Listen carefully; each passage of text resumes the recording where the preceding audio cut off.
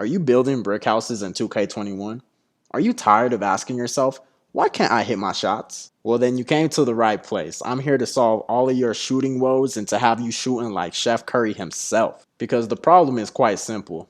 If you have all your badges, then you probably just have the wrong ones equipped. And as you guys can see in the background, I get absolutely torched by Pink Diamond Steph Curry by 50 points because it's damn near impossible to guard him when he has Pink Diamond Paul Pierce and Pink Diamond George Mikan. But those three players are currently some of the best shooters in my team at the moment, so I'll be giving you guys a glimpse at some of the badges they have so you too can be shooting as good as them. And of course, before we get started, like the video and subscribe so I know y'all messing with the content. So what I did for y'all is make a tier list of the best shooting badges and some of the worst shooting badges. And we're gonna get started at the very bottom with the trash tier shooting badges, the ones you absolutely do not want to equip. Now y'all will probably find that some decent and some good badges will be in this list, but it's all dependent on playstyle and your build. But nonetheless, they still belong where they belong for a reason. And keep in mind, this is just my opinion. Opinions can be wrong. So for those of you that disagree with my tier list, let me know down below what you think. Kicking things off in the trash tier list is going to be surprising to some, but it's corner specialist. Yes, corner specialist. Now let me explain. Unless you have this badge on Gold or Hall of Fame, the percentage of making a green is quite small. Having this badge on bronze and silver will only increase your chances of greening by 1% and 2.5% respectively, whereas upgrading it to gold and Hall of Fame will give you a much higher chance of greening by 9.5 and 12% respectively. So unless you're willing to use 3 to 4 badge points on corner specialist, it is a trash badge. Next up in the trash tier list is Ice in Veins. The rundown of this badge is quite simple. It improves the player's ability to sink free throws only in critical moments, rendering this badge completely useless in Park and up until the final 2 minutes of Pro-Am, Rec, and My Career games. Following up Ice in Veins is Pump Fake Maestro. Now listen, if you've tried shooting after attempting a pump fake, chances are you've gotten a weird animation that isn't your jump shot. Now, if for some reason you want to have a higher chance of hitting those weird animation jump shots right after attempting a pump fake, then this badge may be for you. If not, steer clear of this badge and avoid shooting immediately after attempting a pump fake. It's just that simple. The next badge up may be debatable, but depends on your playstyle.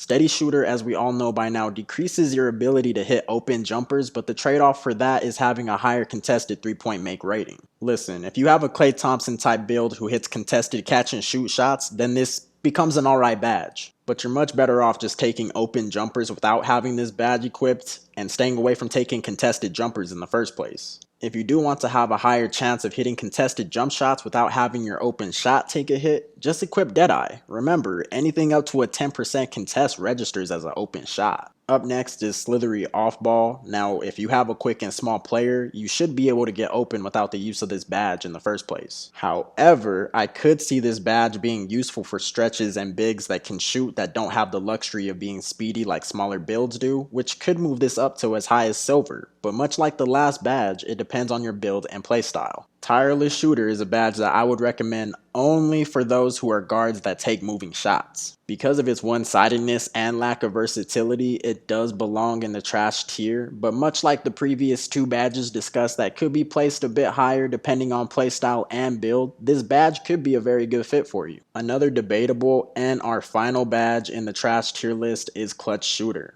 Much like Ice in Veins, the badge is useless up until crunch time, but unlike Ice in Veins, it actually can work in Park. It's just far too situational to actually use up badge points when there's so many other great shooting badges in the game, which we'll get into next. Starting us off in the bronze tier is Pick and Popper. Before I get into explaining the placement of this badge, let me start by saying to not equip this badge unless you have Catch and Shoot equipped first. This badge only becomes useful after setting a screen and setting yourself up to pop a jumper, whereas Catch and Shoot doesn't require you to do any of that. But if you're a stretch or a big that already has Catch and Shoot maxed out, then I'd highly recommend equipping this badge on at least bronze to further increase your chances of greening after setting a pick. Our last badge in the bronze tier is Volume Shooter.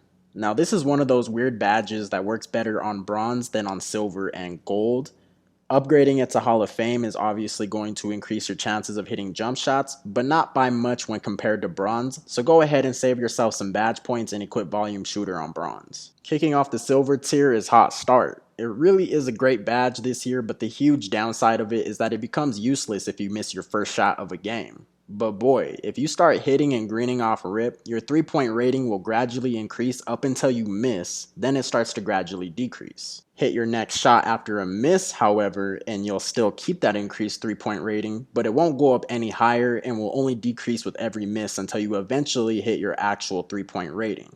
Kind of a high risk, high reward type of badge, so I think it's perfect if equipped on at least silver. Up next is another great badge in difficult shots. The downside of this badge is the versatility of it, as it's only available to guards and forwards, but it's a badge that should be equipped on silver or Hall of Fame, as bronze and gold just don't offer much of a difference as far as greening shots go. And if moving shots isn't your playstyle, this shouldn't be a badge you equip since there's better options. Kicking off our gold tier badges is Green Machine.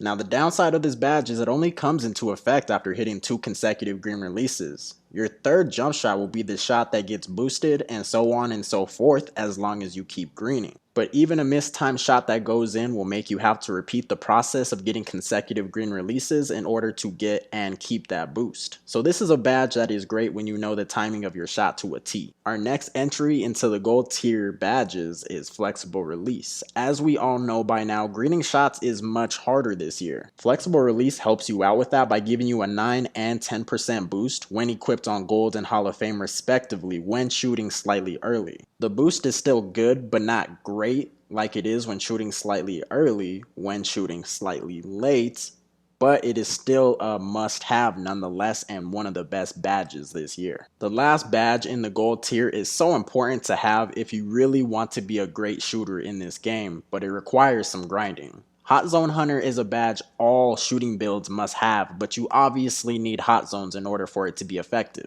On bronze and silver, it's pretty useless in even giving a slight boost to your green window, and there's really no difference between gold and Hall of Fame, so go ahead and save the badge point and equip Hot Zone Hunter on gold. And our Hall of Fame tier badges, they need no explanation, and I want to wrap up this video since it's already getting kind of lengthy.